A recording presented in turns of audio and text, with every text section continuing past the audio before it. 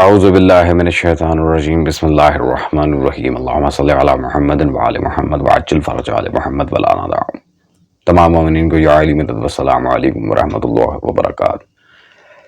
سامعین گرامی قدر، جیسا کہ آپ جانتے ہیں کہ ایام فاطمیہ صلوات اللہ علیہ کے لحاظ سے ہماری گفتگو کا سلسلہ جاری و ساری ہے۔ اس پوری سیریز میں کئی جگہ باغ فتح پر، خلافت پر، امامت پر اور دیگر معاملات میں ہم نے مختلف باتیں آپ کے سامنے رکھی۔ حال ہی میں مفتی حجازی مکی صاحب جو مسلکاً دیوبندی ہیں اور ہوتے سعودی عرب میں ہیں، ان حضرت کا ایک کلپ مجھے آپ کو تعجب ہوگا، اہل سنت بھائی نے بھیجا اور وہ کہتے ہیں کہ شاہ صاحب اس کلپ کے اوپر ذرا آپ غور کریں کہ یہ حضرت کیا فرما رہے ہیں تاریخ ہند کے لحاظ سے اور حضرت عمر کی عدالت کے لحاظ سے۔ انہوں نے بہت عجیب و غریب قسم کی باتیں کی ہیں، اور جب میں نے کلپ دیکھا تو مجھے پتا چلا صرف عجیب و غریب نہیں بلکہ مبنی بر جہل باتیں بھی تھیں، جھوٹے حوالے، من گھڑت باتیں۔ خیر، وقت ضائع کیے بغیر چلتے ہیں ان حضرت کے کلپ کی طرف، اور اس کے بعد انشاءاللہ تبارک و تعالی ان ساری باتوں کو ہم تاریخ کے آئینے میں پرکھتے ہیں۔ آج بھی یہودی حضرت عمر کے نام سے چڑھتے ہیں۔ ان کو کیا چڑھ ہے، کیا تکلیف ہے؟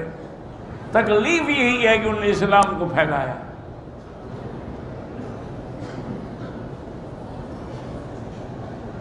اسی طرح آپ کے انڈیا کی آپ تاریخ اٹھا کے پڑھیں، اس میں لکھا ہوگا فرشتہ، تاریخ فرشتہ یا تاریخ ہند یا اور بھی کئی کتابیں انڈیا کی تاریخ میں چھپی ہیں، جو انڈیا ایک ملک ہے، ایک تاریخ ہے۔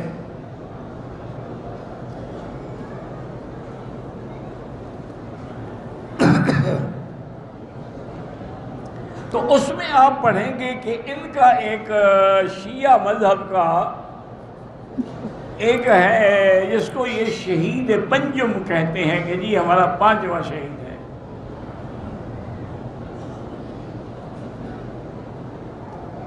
وہ اصل میں یعنی بدترین قسم کا شیعہ تھا۔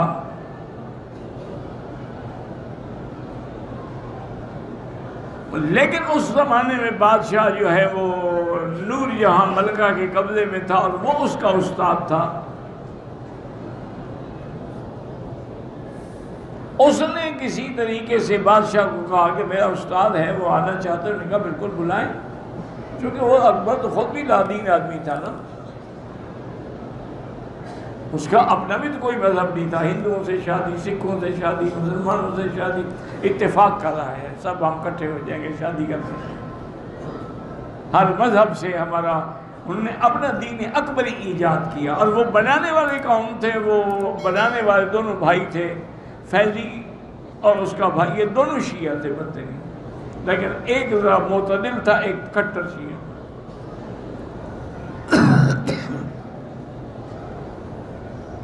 وہ آ گیا اس کا استاد۔ اب اس نے سب سے پہلے تو اپنے پاؤں جمائے نا جی، کیبنٹ میں اور ممبران میں اور بڑے بڑے لوگوں سے تعلق رکھا۔ جب اس نے دیکھا کہ اب میں مضبوط ہو گیا ہوں، اب مجھ پر کوئی ہاتھ نہیں ڈال سکتا ہے، تو اس نے ایک شعر کہا تھا جس کا مطلب یہ تھا کہ مجھے اپنی عمر سے بھی اس لیے نفرت ہے کہ اس میں بھی عمر کا نام آتا ہے۔ جی سامعین گرامی قدر، ڈیفینیٹلی آپ نے یہ مولوی حجازی صاحب کی ویڈیو دیکھ لی ہوگی۔ میں بارہا ان حضرت کو کہہ چکا ہوں کہ آپ جب بھی بات کریں تو خدارہ ہمیں شیعہ کتابوں کے حوالے دیا کریں، کیونکہ خصم مخالف کو اگر قائل کرنا ہو تو اس کے گھر سے دلیل دی جاتی ہے۔ یا تو علم مناظرہ سے یہ حضرت بالکل جاہل ہیں، یا پھر بوڑھے ہونے کی وجہ سے حضرت ماشاءاللہ اپنے بالکل سارے معاملات کو ڈمبر کر چکے ہیں اور حواس باختہ ہو چکے ہیں۔ خیر، انہوں نے جو بھی باتیں کی ہیں کہ جی اکبر بادشاہ کے دور میں یہ ہوا وہ ہوا، اس کے بعد جی دو شیعوں نے اسے کہا تھا، وہ جو اس نے دین اکبری پھیلایا تھا، وہ شیعوں نے اسے کہا تھا کہ تو ہندوؤں کو، سکھوں کو، سب کو ان میں شادیاں کرو، اور یہ جتنے بھی سارے یہ معاملات تھے نعوذ باللہ من ذالک، یہ اکبر بادشاہ کی حکومت میں جو قائم ہوئے تھے وہ یہ شیعوں کا سارا عمل دخل تھا، جبکہ یہ جہالت سے بڑھ کے کچھ نہیں، اس پہ حوالہ تو کوئی نہیں دیا حضرت نے۔ ایضاً جو حوالہ جات پیش کیے ہیں کسی شیعہ عالم کے لحاظ سے، کہ شہید پنجم ہے، وہ کہتا تھا مجھے اپنی عمر سے نفرت ہے کیونکہ اس میں بھی لفظ عمر آتا ہے، تو ایک سیدھی سرل سی بات ہے کہ حضرت عمر ہمارے نزدیک ایک مسلمہ شخصیت نہیں ہے، ہم انہیں نہیں مانتے کہ شیعہ اگر یہ کہہ بھی دیتا ہے تو پھر وہ اپنے عقائد کے مطابق بات کر رہا ہے. ہم حضرت عمر کو نہیں مانتے. آپ خدا کا نام ہے اس معاملے کو اچھالنے کے بجائے کبھی شیعہ کتابوں کے حوالے ہمیں دیں, شیعہ کتب حضرت عمر کی کوئی صحیح سند سے فضائل ہمارے سامنے لا کے رکھیں, تو پھر بسم اللہ, ہم آپ کی بات کے قائل ہو جائیں گے. ہم اپنے سارے عقائد سے رجوع کر لیں گے, لیکن ہماری کتابوں کے حوالے تو دو اللہ کے بندو. نہ عبارت, نہ حوالہ, نہ انشاء, نہ املا, نہ قرت, اور سبحان اللہ بیٹھے ہیں درس دینے. پھر جن کتابوں کے حوالے حضرت نے پیش کیے ہیں جیسے کہ تاریخ فرشتہ, یہ کوئی شیعہ کتاب نہیں ہے. اس کے بعد جی جامع تاریخ ہند, یہ بھی کوئی شیعہ کتاب نہیں ہے. اس میں یہ ساری باتیں لکھی ہیں. سامعین گرامی قدر, لکھی بھی ہوں بفرض محال, لکھی بھی ہوں, ہمیں اس سے کوئی غرض نہیں ہے, کیونکہ پہلی بات تو یہ شیعہ کتابیں ہی نہیں ہیں. دوسری بات, اگر بفرض محال یہ شیعہ کتابیں ہوتی بھی اور ان کے اندر یہ ساری باتیں لکھی بھی ہوتی, تب بھی تاریخ کے آئینے میں جا کے, کیونکہ تاریخ کے اندر بہت سی ایسی چیزیں ہیں جو اوتھینٹک نہیں ہیں, بہت سی ایسی چیزیں جن پہ گرفت ہوئی ہے. اور اس بارے میں اپنے سننے والے جتنے بھی شیعہ سنی بھائی ہیں انہیں ایک کتاب ریکمینڈ کروں گا, ڈاکٹر مبارک علی صاحب کی کتاب المیہ تاریخ. یہ کتاب آپ لازمی پڑھیں, اس کے اندر کچھ واقعات بھی ہیں اور انہوں نے تاریخ نویسی کے لحاظ سے اور تاریخ کے اخراج کے لحاظ سے دیگر معاملات جتنے بھی ہیں وہ سارے فٹنگ کیے ہیں. خیر سامعین گرامی قدر, اب وہ یہودیوں کو حضرت عمر سے بڑی نفرت ہے کیونکہ انہوں نے اسلام پھیلایا تھا. جی میں اس طرف بھی آتا ہوں, پہلے ذرا ایک بات کی میں وضاحت کر دوں کہ مغلیہ سلطنت میں شیعت کا کوئی کام نہیں تھا. آگے جا کے مزید, خاص کر اورنگزیب عالمگیر کے زمانے میں مغلیہ سلطنت نے کون سا مذہب رواج پایا تھا؟ فقہ حنفی. فقہ حنفی یہ وہ مذہب تھا جس پہ مغلیہ سلطنت کا دار و مدار آگے جا کے بنا تھا, اور اس کی دلیل یہ فتاوی عالمگیری جو خود اورنگزیب عالمگیر کے دور میں یہ مرتب کی گئی تھی. فقہ حنفی کی جامع اور مبسوط ترین کتاب فتاوی عالمگیری, یہ سب سے بڑی دلیل ہے اس بات پہ. خیر سامعین گرامی قدر, مزید ہم آگے چلتے ہیں. اور یہ جو مختلف مذاہب کو آپس میں یکجا کرنا, پھر ان میں شادیاں کروانا, یہ سب تمام مذاہب کو صحیح کہہ دینا, یہ شیعوں نے روش پھیلائی تھی. مولوی صاحب اپنے بزرگوں کی کارستانی ہے, شیعوں کے کھاتے فٹ نہ کرو. آئیں میں بتاتا ہوں یہ کس نے پھیلائی تھی. یہ آپ کے تھانوی صاحب کی کتاب میرے ہاتھ میں موجود ہے اس وقت, اسلام اور فکر جدید, اشرف علی تھانوی, آپ کے حکیم الامت دیوبندیوں کے, صفحہ نمبر 170 پہ وہ واضح کہتے ہیں دنیا بھر میں کہیں بھی اس قسم کے بین الاقوامی اجتماعات میں جہاں تمام مذاہب کے ماننے والوں کو جمع کیا جاتا ہے تو اس اجتماع کا مشترکہ پیغام ایک ہی ہوتا ہے, تمام مذاہب یکساں اور برحق ہیں اور ان میں سے کسی ایک کی پیروی سے بھی اللہ تک رسائی اور اس کی خوشنودی حاصل کی جا سکتی ہے. لہذا دین اسلام, عیسائیت اور یہودیت کو باہم ضم کر دیا جائے. سبحان اللہ, لا حول ولا قوت الا باللہ. دین عیسائیت, اسلام اور یہودیت کو باہم ضم کر دیا جائے. یہ آپ کے گھر کے اکابرین کے ماشاءاللہ سے عقائد ہیں. ہم الحمدللہ کبھی بھی اسلام کے اندر ایسی تحریفات کو کوئی جگہ نہیں دیتے. یہ آپ کے بابا جی لکھ رہے ہیں, اپنے بابوں کی کارستانیاں, مولوی مکی صاحب اپنے بابوں کی کارستانیاں ہمارے کھاتے فٹ نہ کریں. ٹھیک ہے جی, یہ آپ کے بزرگان کا وتیرہ ہے کہ جہاں دیکھا مال وہاں ہو گئے بے حال اور بھاگو ٹپکاتے ہوئے رال. اب رہ گیا جی مسئلہ خلافت کا اور دیگر معاملات کا. تو پھر خلافت, پہلی بات ہے خلافت و امامت منصوص من اللہ ہے. حضرت عمر کی خلافت پہ کوئی نص نہیں ہے, کوئی نص نہیں, بلکہ اصحاب کا بھی اختلاف تھا ان کی خلافت پہ, وہ ہم پہلے بھی ڈسکس کر چکے ہیں. فی الحال صرف ایک کتاب آپ کو بتاؤں گا کہ خلافت و امامت منصوص من اللہ کا جو شیعوں کا عقیدہ ہے, کیا اس پر آپ کے گھر کی کوئی کتاب موجود ہے, آپ کے گھر کی کوئی عبارت ہے؟ بالکل ہے. آپ کے اور وہابیوں کے مشترکہ پیر اسماعیل دہلوی کی کتاب منصب امامت, کبھی اس کا مطالعہ کرنے کی آپ کو توفیق ہوئی ہے؟ اس میں سارے ہی الحمدللہ وہ وظائف و معاملات امامت و خلافت ہے جس پر شیعہ مذہب کی بنیاد ہے. آپ کے بابا جی اسماعیل دہلوی پوری کتاب لکھ گئے ہیں اس پہ, منصب امامت. باتیں کرنا بہت آسان ہے مولوی صاحب, تحقیق کرتے ایک دفعہ ماشاءاللہ سے لگ بتا جاتا ہے. خیر سامعین گرامی قدر, اگلی جو حضرت نے بونگی کہوں گا میں کہ یہودی حضرت عمر سے اس لیے نفرت کرتے ہیں کیونکہ یہ حضرت عمر نے اسلام پھیلایا تھا. سبحان اللہ. یہ ذرا آپ یہودیوں کے, جو اسرائیل کے یہودی ہیں, ان کا ایک یہ اسکرین شاٹ آپ ملاحظہ کریں ذرا. اس میں وہ کیا کہہ رہے ہیں؟ خیبر واز یور لاسٹ چانس. یہودیوں کو اگر کسی ذات سے آگ لگتی ہے تو وہ ذات حیدر کرار ہے. انہیں آگ ہی اس بات کی کہ خیبر میں کس طرح امیر کائنات نے ان کے بڑوں کو اٹھا اٹھا کے پٹکا تھا.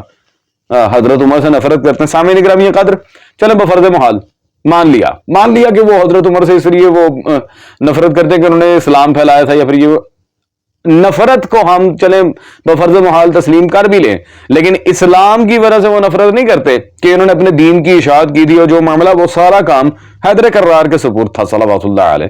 حضرت عمر سے کیوں نفرت کرتے ہیں؟ آئیں آپ کی گھر کی کتاب سے بتاؤں۔ علامہ شبلی نعمانی کی کتاب الفاروق جو تقریباً ہر گھر میں موجود ہے، اس میں صفحہ نمبر 259 پہ وہ بالکل واضح یہاں پر لکھتے ہیں کہ یہودی بیت المقدس میں نہ رہنے پائیں گے۔ یہ حضرت عمر کے قوانین کے لحاظ سے کہہ رہے ہیں، یہودی بیت المقدس میں نہ رہنے پائیں گے۔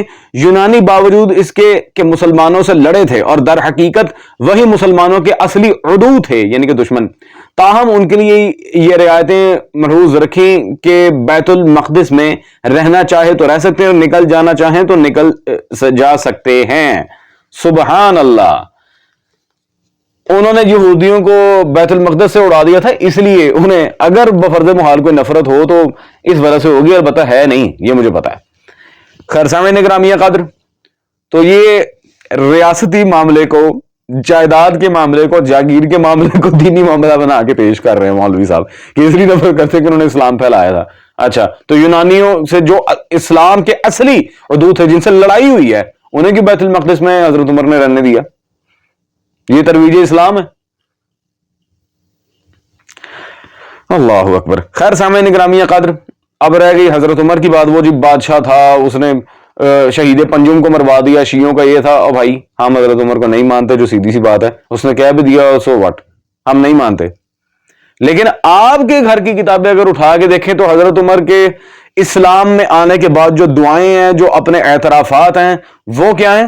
ذرا میں آپ کی خدمت میں پیش کرتا ہوں، دنیاوی لحاظ سے بھی، اخروی لحاظ سے بھی۔ یہ کتاب ہے سامعین گرامیہ قدر فضائل اعمال، جو یہ تبلیغی جماعت کے کورسز میں جگہ جگہ پڑھائی جاتی ہے، اور باقاعدہ یہ سعودی عرب کے دیوبندی بھی اسے پڑھاتے ہیں۔ صفحہ نمبر 34 باب حکایات صحابہ، اس میں حضرت عمر کی حالت پورا باب باندر یہاں پر لکھتے ہیں۔ اس کے بعد آپ اپنے آپ کو خطاب فرمایا، اے عمر تو کمینہ تھا، تو کمینہ تھا، اللہ نے تجھ کو اونچا کیا، تو گمراہ تھا، اللہ نے تجھ کو ہدایت دی، تو ذلیل تھا، اللہ نے تجھے عزت دی، پھر لوگوں کا بادشاہ بنایا۔ سبحان اللہ، کمینہ، ذلیل، گمراہ، ماشاءاللہ، کمینہ۔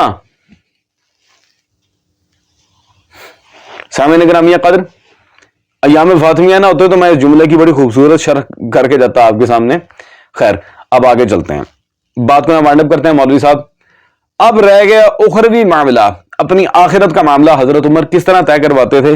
یہ بھی آپ ہی کے حکیم الاسلام حکیم الامت تھانوی صاحب کی کتاب میرے پاس موجود ہے، جلد نمبر 12 خطبات حکیم الامت، اور اس میں تھانوی صاحب نے صفحہ نمبر 414 پہ اسلام الحقیقی کے معاملے میں یہاں پہ کیا فرمایا؟ جس وقت حضرت عمر پر اس کا انکشاف ہوتا تو ڈرتے اور حضرت حذیفہ سے پوچھتے تھے کہ میرا نام تو حضور صلی اللہ علیہ وسلم نے منافقین میں نہیں لیا۔ وہ اطمینان دلاتے تو تسلی ہو جاتی، پھر کبھی خشیت کا غلبہ ہوتا تو پھر اسی طرح پوچھتے، پھر وہ اطمینان دلاتے تو تسلی ہو جاتی، غرض یہی لوٹ پوٹ رہتی۔ سرکار کو تسلی ہی نہیں ہو رہی تھی کہ آیا میں مومن ہوں یا منافق، سرکار کو تسلی نہیں ہو رہی تھی۔ یہ کس نے کہا ہے؟ اشرف علی تھانوی صاحب نے اپنی کتاب خطبات حکیم الامت میں۔ انہیں تسلی نہیں ہو رہی تھی سامعین گرامی قدر کہ میں صاحب ایمان ہوں یا منافق ہوں۔ بار بار جناب حذیفہ سے جا کے پوچھتے تھے میرا نام تو منافقین میں نہیں ہے، میرا تو نہیں ہے، میرا تو نہیں ہے۔ حالانکہ میں اگر چاہتا اس جملے کے آگے میں بہت تگڑی ایک عبارت دکھا سکتا تھا، لیکن چلیں وہ آگے انشاءاللہ تبارک و تعالی امامت و خلافت کے مسئلے میں جب بات ہوگی اسے مزید آگے، یہ قرض رہا میری طرف سے، قرض رہا، میں انشاءاللہ مزید اسے آگے انٹرپریٹ کروں گا، مزید کھولوں گا۔ تو مولوی حجازی صاحب خدا را اپنے بابوں کی کارستانیاں شیعوں کے آگے نہ فٹ کریں، اور جو آپ کے بزرگان نے حرکات کی ہیں انہیں تسلیم کریں۔ جی جھوٹ بولنا ذرا کم کر دیں مولوی صاحب، بڑھے بارے جھوٹ بولنا چنگا نہیں ہوتا، تہاڈی مہربانی۔ خیر سامعین گرامی قدر، ہوتی آپ سے ملاقات اگلی نشست میں، ٹیک کیئر۔ سلطان کربلا آپ سب کو اپنے حصار ولایت میں رکھیں۔